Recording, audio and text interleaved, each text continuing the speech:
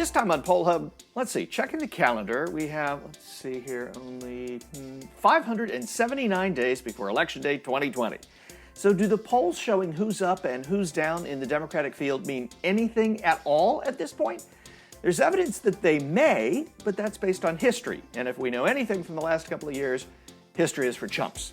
Okay, I'm just kidding. The famous Gallup poll has a new editor-in-chief for the first time in decades, and he'll join us to talk about what his priorities are in this rapidly changing world of polling. We've got a busy show, so let's get to it. And hi, everybody. Welcome to Poll Hub. I'm Jay DeDapper, Director of Innovation here at the Marist Poll. And I'm Barbara Carvalho, Director of the Marist Poll. And I'm Lee Miringoff, Director of the Marist College Institute for Public Opinion. Can't turn a TV set on and not see Democratic candidates running for president. There are about 340 at the last count, I believe. But there it does feel that way. It does. There is the serious question, and we've raised it all year because we first raised this question of early polling of political races 2 years ahead of time in January of this year, of 2019. And there was a question then, and I think it continues to be a fair question of what do any of these polls mean so early out when so few voters are paying attention? We may turn on CNN or MSNBC or Fox, but we are a very small minority of Americans who are paying attention to this.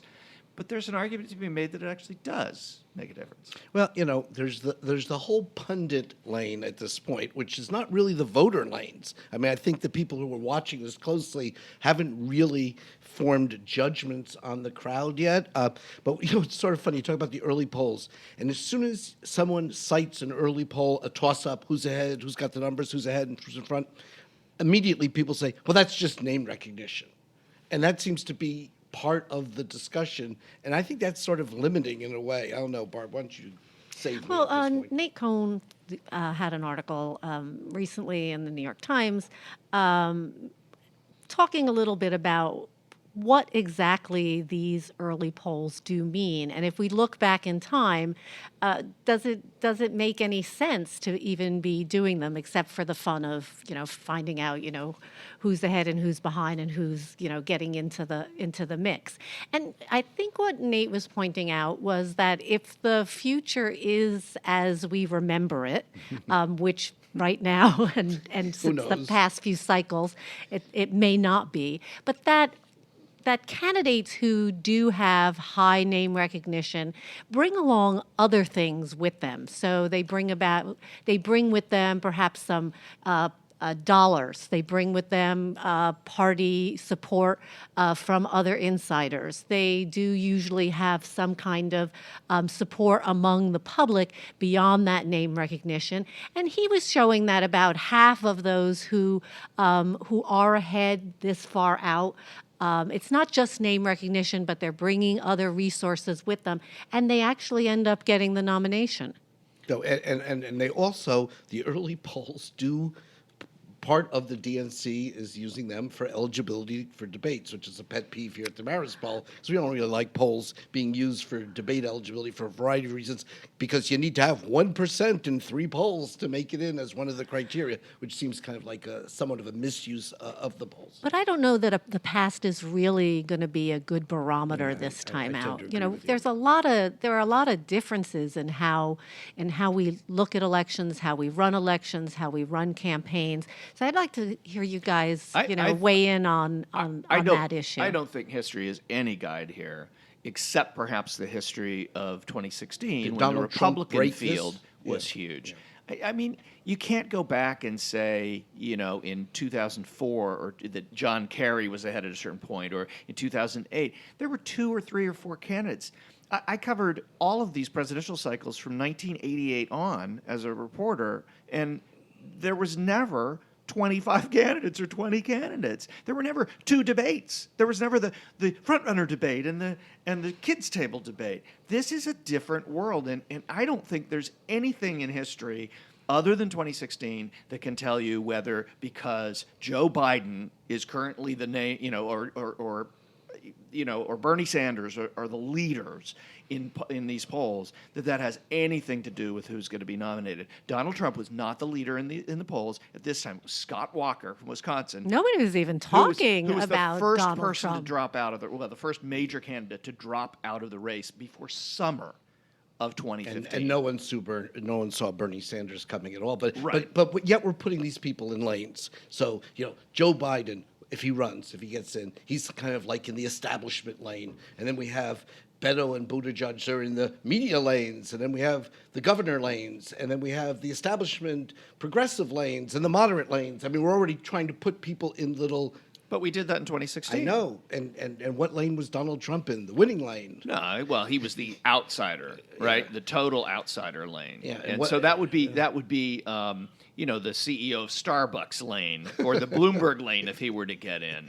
That's the same lane, which is somebody who has no political experience whatsoever and is a complete outsider. That is where history is not likely to repeat itself. Not right now. But we are going to find a new way of doing this, and this crowd is going to have to work its way out at some point. And the question is, Democrats ultimately come together and unify over a candidate who they think is electable or someone who ideologically they're comfortable with? And I think that's going to be where they're going to fight it out between now and then. And that's the question that we're seeing, right? And that's the question that really, if you want to look at polls, when they're asking about that, when you ask Democratic primary voters about that, that's when you're going to get an idea, I think, of who's going to emerge. Is that the most important issue to Democrats? From all the evidence right now, yes. So we have a real treat for everyone today. We are joined right now by Mohamed Younis, Gallup editor-in-chief and host of the Gallup podcast. Welcome, Mohamed. Hi, thanks for having me. We're so glad that you could join us. We knew Frank Newport, your predecessor, for many, many years. You are now, I think as of the end of last year, have this new role at Gallup. So what exactly are your priorities, and how do you see your vision for the future in this position? Well, thanks for the question. Certainly, Frank left some enormous shoes to fill.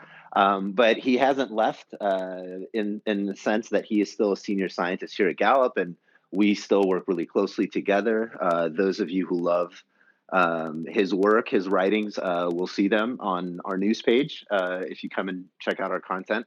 So we're keeping Frank close. We're not letting him go just yet, but we are shifting a little bit in terms of our focus for our coverage on the news page. So if I were to put it sort of in one sentence, I would say we're going to shift a little bit away from tracking the electorate to more focused on tracking shifts in society, both here and in around the world.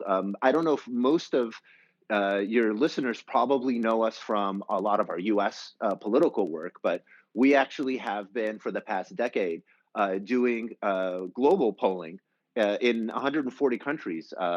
At least once a year in each of those countries. And the Gallup World Poll now represents about 98% of the world's population. So in addition to hearing about the most important problems on the minds of Americans facing the country and their number one concerns or worry, for example, my colleague Jim Norman just put out a piece on healthcare being the number one worry of Americans, and a majority of them expressing worry. How attitudes about socialism, how political identity is shifting on the left and the right, all those things we'll still cover, but you're also going to see stuff on Venezuelans and their desire to leave their country as it faces economic crisis. You'll read later this week about Russians' attitudes about the leadership there and how they're shifting. We had a great piece on Algeria this morning on how people are evaluating their lives and how that was tanking leading up to the protests. So more of the same in the sense that we will strive to be the go-to place for a trusted voice on the will of the people, which is what our founder set for us as our mission in the 1930s. But in a world where a lot more people are predicting elections, certainly here in the US, in a world where a lot more organizations such as the one you guys come from are doing great polling, we want to continue to sort of be that value add and do what other organizations don't want to do or maybe don't have the capacity to do. And right now we see that as looking at those longer term shifts here in America, And I'd love to talk more about those in detail in a bit, but also understanding that we are part of a global world. We've spent the past 12 years really committing to developing a way to measure the opinions of people across the world in a reliable, comparable way. And, talking to the singing to the choir here, you all know how tough that can be. And we're also going to stay very close to what's going on here in the U.S. and how things are shifting, because they definitely are in many fascinating ways for us who follow that. If you're moving away from so-called spot polling on elections and trackings and moving more and more into something you've already been doing, the global polling, I think people are interested in how you're methodologically pursuing that. I know we have lots of challenges when you do domestic election polling, and maybe we can talk a little bit about that, but how are you doing international polling, and how does that differ from what people here may be familiar with? Thanks. That's a great question. We have, the person who founded the World Poll was the late Gail Muller. He is a hero here at Gallup. He was our most senior and accomplished sort of methodologist in terms of global polling. He started the idea of the World Poll and put together the initial team that created that. Today, Dr. Rajesh Srinivasan is our leader of how we actually poll the world every year. He has a team of research directors who are all full-time Gallup folks. Each of them sort of own a region of the world, several countries that they travel to, and they manage domestic teams within those countries, folks who are from and live in those countries. They do survey research regularly in those countries. We train them on our methodology. In countries where, for example, phone coverage is 80% or higher, we do a phone sample, basically landline and cell phone. We build primary sampling units. We use the latest census data. If you really want to get into the methods, there's a great document on our website about the Gallup World Poll methodology. In countries where the phone penetration is below 80%, we do face-to-face household surveys. So knock on a door, ask for the person with the latest birthday, et cetera. So it's a challenge. It's also a challenge not only in gathering the data, but in phrasing questions that make sense in Ethiopia and Norway, that make sense in rural Mexico, and make sense in downtown Hong Kong. That's been, for me, one of the most fascinating pieces to this. One of the questions we ask, and actually has proven to be one of the most useful, is just asking people to evaluate their lives on a scale from 0 to 10 using the Cantrell self-anchoring scale. So you evaluate your life today and where you think it'll be in 5 years, where 0 is the worst life you can imagine, 10 is the best. And because of the simplicity of that question, and because of our ability to translate it, very, more effectively than other questions, across 140, 150 countries. It's actually proven to be the most useful metric that we're gathering in many of these countries. And if you look at, for example, what was happening in the Arab uprisings in 2011, 2012, you saw life evaluation on exactly those metrics tanking severely in exactly the countries where we saw unrest. But we also saw that happening in England right before Brexit, those exact same two questions. We also saw it in Ukraine before the war broke out and before protests in Euromaidan took off. Our piece this week on Algeria shows the same thing with life evaluation. It's just those two simple questions. So our big learning has been certainly, it's been a bear, if you will, to really get into the weeds in many of these countries, to deal with also just rule of law issues in some of these places. That whole, you can imagine the Pandora's box of issues our teams have had to kind of grapple and deal with. But also, it's really the questions. What can I ask that really makes sense in all of these different countries, but also tells me as a researcher something that's actually useful, that I can take to leaders, take to the public, and contribute to the understanding of what's happening in that location. Briefly, Mohamed, how much, and you reference this, how much does this have to do with the fact that there are 1,000,001 polls now? And when Gallup started, you guys basically invented public opinion poll for all intents and purposes, going door to door. Now there's 1,000,001 public polls, many of which are not of particularly high quality. How much of this shift that you're undergoing has to do with the fact that it's a very crowded field and there's, you feel, other places to go? Real quick on that, and how much do you see yourselves as dovetailing with what, for instance, Pew does, which they do a lot of this same type of kind of broader societal question polling? We've been working very closely with Pew, both here and globally. We have great respect for them. We have a great relationship with them. We're actually I just got off a call where we are conducting kind of a methodological experiment from panel to RDD in tandem with our partners at Pew to see what we find. So we work closely with all them very regularly, but I really couldn't agree more on the first point of your question. The world of polling has dramatically changed since the 1930s when Dr. Gallup, I'd love to claim that he invented polling. I think what he really brought to the table was demonstrating to the public that a certain sampling approach could be a reliable way to understand what the larger community feels and thinks about an issue. But one of the most misunderstood things about Dr. Gallup was sort of this assumed centrality of predicting presidential elections to his life mission and passion. It's something he sort of became famous for, and it kind of eclipsed his original like sort of life mission. And here at Gallup, we have the George Gallup archives where you can literally read every speech given by Dr. Gallup going all the way back to the 1930s. And I actually wanted to read a quote to you guys from around World War II in a speech he gave in Princeton.